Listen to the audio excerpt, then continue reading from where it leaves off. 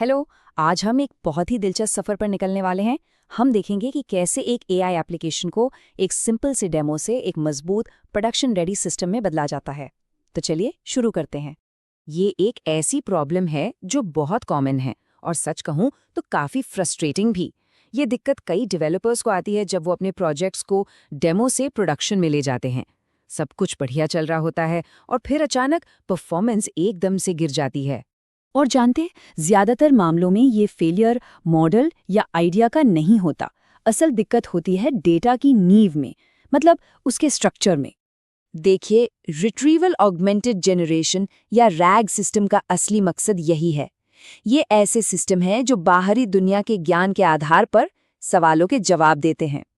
ये स्लाइड दिखाती है कि जानकारी का फ्लो कैसा होना चाहिए।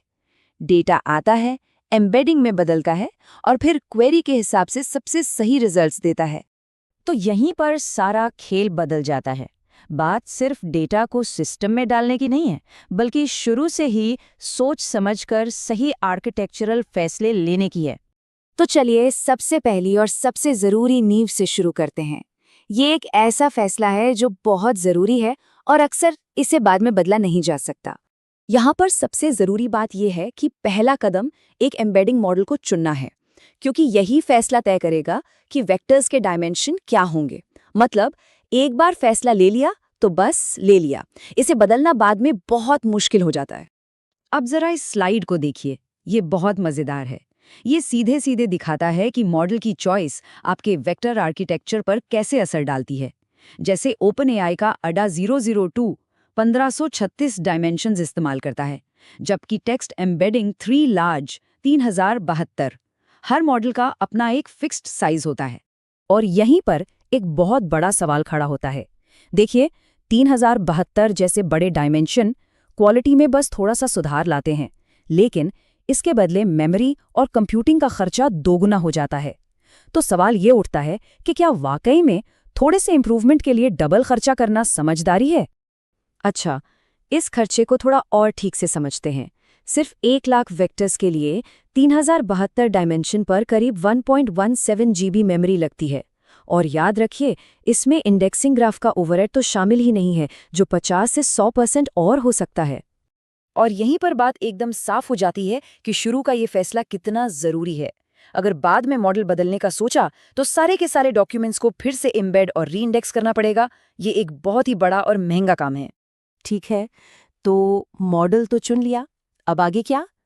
अब बारी आती है डेटा को तैयार करने की, और ये हमें हमारी दूसरी नींव पर लाता है, चंकिंग स्ट्रैटेजी। तो ये चंकिंग आखिर है क्या भला? ये एक बहुत ज़रूरी प्री प्रोसेसिंग तकनीक है।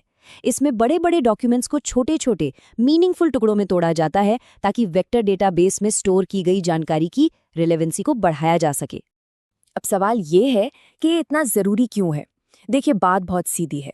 अगर चंक्स यानी टुकड़े बहुत बड़े हुए तो उनमें फालतू की जानकारी भी आ जाएगी, और अगर वे बहुत छोटे हुए तो उनमें पूरा कॉन्टेक्स्ट ही नहीं होगा। सही बैलेंस ढूंढना ही असली खेल है। पाइनकोन का एक बहुत ही सिंपल सा रूल है जो मुझे बहुत पसंद है। ये कहता है कि अगर टेक्स्ट का कोई टुकड़ा किसी इंसान को बिना आसपास के कॉन्टेक्स्ट के समझ आ रहा है, तो वो लैंग्वेज मॉडल को भी समझ आ जाएगा। ये पक्का करता है कि हर चंक अपने आप में पूरा हो। कौन सी चंकिंग स्ट्रैटेजी बेस्ट है, ये पूरी तरह इस बात पर डिपेंड करता है कि आपका डेटा कैसा है। फिक्स्ड साइज जनरल डॉक्यूमेंट्स के लिए सबसे आसान है। रिकर्सिव मिक्स्ड कंटेंट जैसे कोड और टेक्स्ट के लिए बेहतर है। और सिमेंटिक कहानी वाले टेक्स्ट के लिए परफेक्ट है, क्योंकि ये टॉपिक बदलने पर भी कॉन्टेक्स्ट को बनाए रखता है। तो ठीक है, हमने सही फैसले ले लिए। अब देखते हैं कि इन सही आर्किटेक्चरल चॉइसेस का असली दुनिया में असर क्या होता है। यहीं पे सारी मेहनत रंग लाती है। तो हम वापस उसी बात पर आ गए, मतलब डेटा को बस यूं ही फेंक देने के बजाय जब हम एक सोचा समझा आर्किटेक्चर बनाते हैं तो क्या फर्क पड़ता है। चलिए पहले और बाद के रिजल्ट्स देखते हैं। और रिजल्ट्स सच कहूं तो कमाल के हैं। देखिए, क्वेरी लेटेंसी 2800 मिलीसेकंड से सीधे 42 पर आ गई, यानी 85% तेज। नतीजों की रेलेवेंसी 62% से बढ़कर 91% हो गई।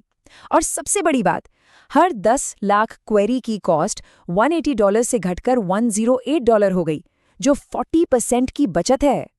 और एक बात याद रखने वाली है, ये नतीजे बाद में की गई फाइन ट्यूनिंग से नहीं आए। ये सब शुरू में की गई सही प्लानिंग का नतीजा है। ये प्रोएक्टिव अप्रोच है, रिएक्टिव नहीं। तो आखिर में ये रही एक एक्शन लेने लायक चेकलिस्ट। ये वो मेन पॉइंट्स हैं जो एक मजबूत प्रोडक्शन रेडी सिस्टम बनाने के लिए ध्यान में रखने चाहिए। जैसे मल्टी टेनेंसी के लिए नेम स्पेस का इस्तेमाल करना ताकि अलग अलग यूजर्स का डेटा सेफ और अलग अलग रहे, और री रैंकिंग के लिए क्वालिटी स्कोरिंग लागू करना ताकि सबसे सटीक रिजल्ट्स हमेशा टॉप पर दिखें। और आखिर में एक सवाल, जरा सोचिए, जो एआई प्रोजेक्ट अभी चल रहा है उसमें सबसे बड़ी आर्किटेक्चरल रुकावट क्या हो सकती है? इन कॉन्सेप्ट्स को अपने काम पर लागू करने और अपने सिस्टम को बेहतर बनाने के मौकों को पहचानने के लिए ये एक अच्छा स्टार्टिंग पॉइंट है।